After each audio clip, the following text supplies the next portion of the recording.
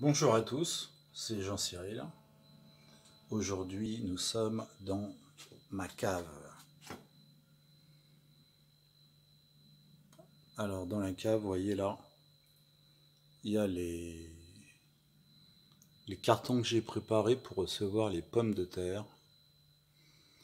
Mais c'est pas de ça que je veux vous parler aujourd'hui. Aujourd'hui, je vais vous parler de blé et de maïs au prix de gros. Écoutez bien.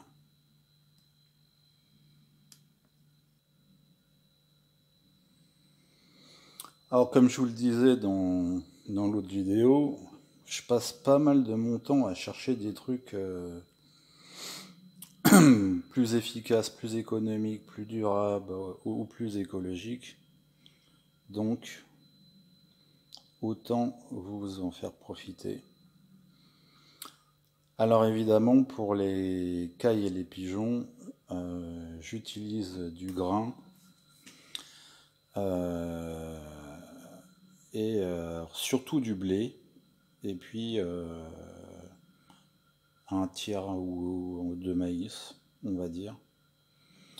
Alors forcément, si vous achetez les grains en animalerie, ça va vous coûter une fortune, du genre 1 € le kilo.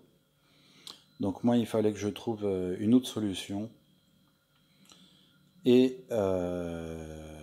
j'ai trouvé un agriculteur, un céréalier, qui fait du blé et du maïs, et qui m'a vendu ça au prix producteur. Alors, comment connaître le prix grossiste euh, d'une matière première comme le blé ou le maïs? Alors, d'abord, je suis allé sur Google et puis j'ai tapé euh, blé prix grossiste, blé en sac de 10 kilos, blé en sac de 20 kilos, c'est blé en sac de 25 kilos, jusqu'à trouver l'unité de compte. Parce que chaque produit, quand ils vont au prix de gros, et ben ça dépend de l'unité de compte. Et par exemple, pour le blé ou le maïs, ce sont des sacs de 25 kilos. Donc une fois que vous avez trouvé cette unité de compte, et ici pour le blé et le maïs, ce sont les sacs de 25 kilos, et ben là on commence à obtenir des prix. Alors c'est peut-être pas dans votre région, c'est peut-être ailleurs, mais au moins ça vous donne le prix de marché. Et là en l'occurrence, pour le blé, c'est 6 € le sac de 25 kilos. Alors 6 € le sac de 25 kilos, c'est autre chose que 25 € le sac de 25 kilos si vous achetez en jardinerie, en animalerie, etc. Donc un sac de 25 kilos, c'est à peu près ça. Là j'en ai un petit peu enlevé, on peut regarder dedans.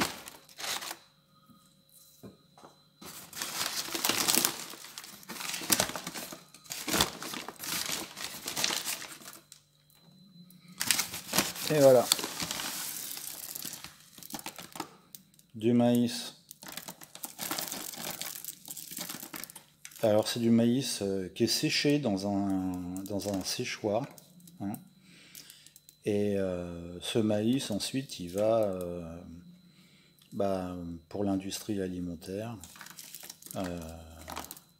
Alors c'est pas la même chose que le maïs tendre, hein, parce que le maïs tendre, il se cueille à une certaine période.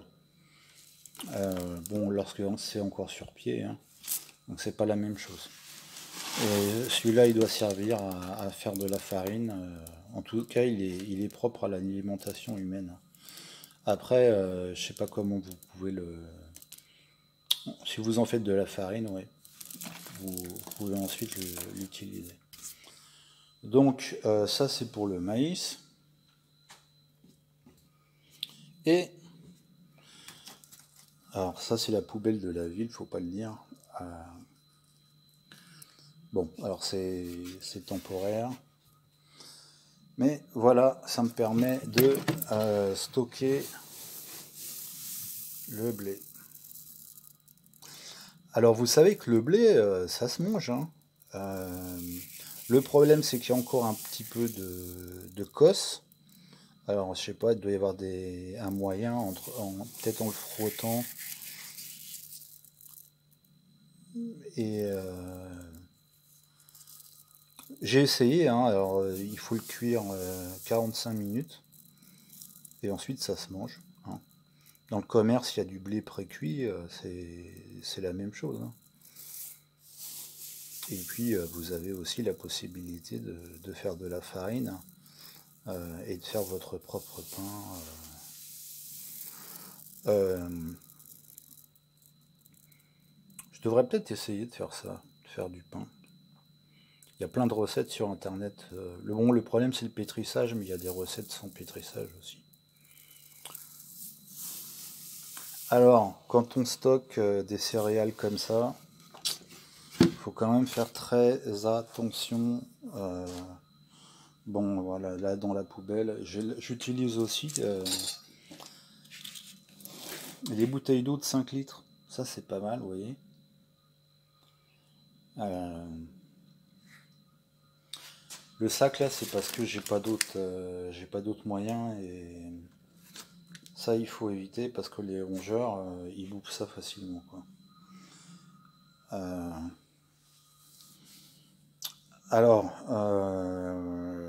il faut essayer de protéger tout ça des insectes et des rongeurs. C'est pour ça qu'il faut que ce soit relativement fermé. Alors bon, je vous montre un truc que je suis en train de tester, hein. C'est un système d'ultrasons. Alors ça se branche sur une prise, ça fait du 2 ou 4 watts.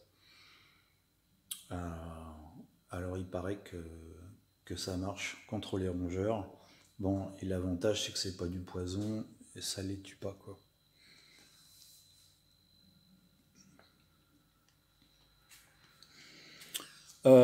Qu'est-ce que je peux dire de plus? Bah oui, le prix, donc au final, j'ai eu ça à 5 euros, enfin 5 euros le sac de 25 kilos, ce qui veut dire 20 euros les 100 kilos, et pour le maïs, 30 euros les 100 kilos.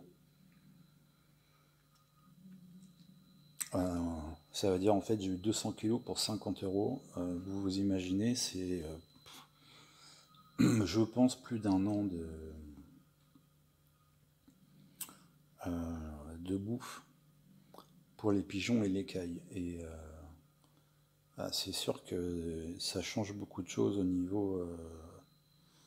au niveau rentabilité, parce que si on parle d'autonomie, euh, on parle forcément de faire des choix en termes de ce qu'on produit ou pas. Euh, Faire des choix parce qu'il y a des choses, moi je m'aperçois, qui sont pas rentables en ce qui concerne le temps. Alors après, les gens qui racontent, oui, mais la rentabilité, c'est pas ce qu'on cherche. Et tout ça, c'est bien gentil, mais euh,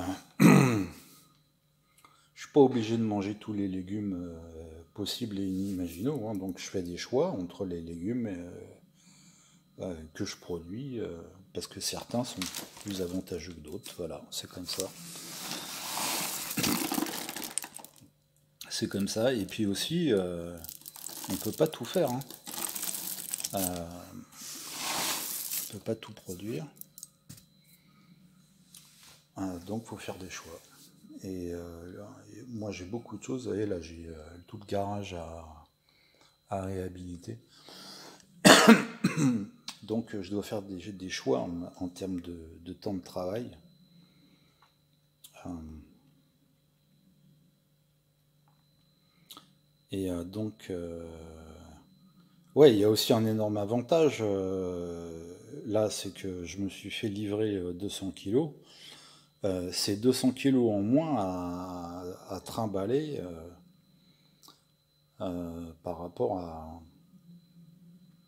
à ce que je faisais avant, quoi. Donc là, je suis peinard, je suis tranquille pour un an, parce que c'était une vraie galère de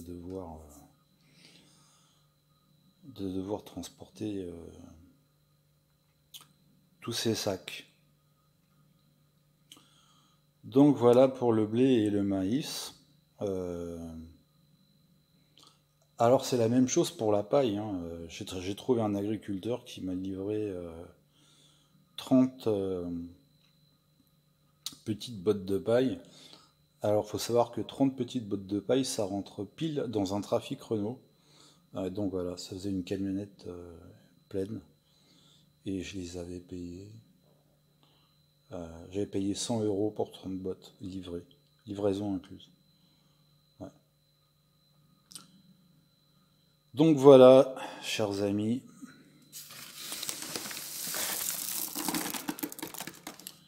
la bonne céréale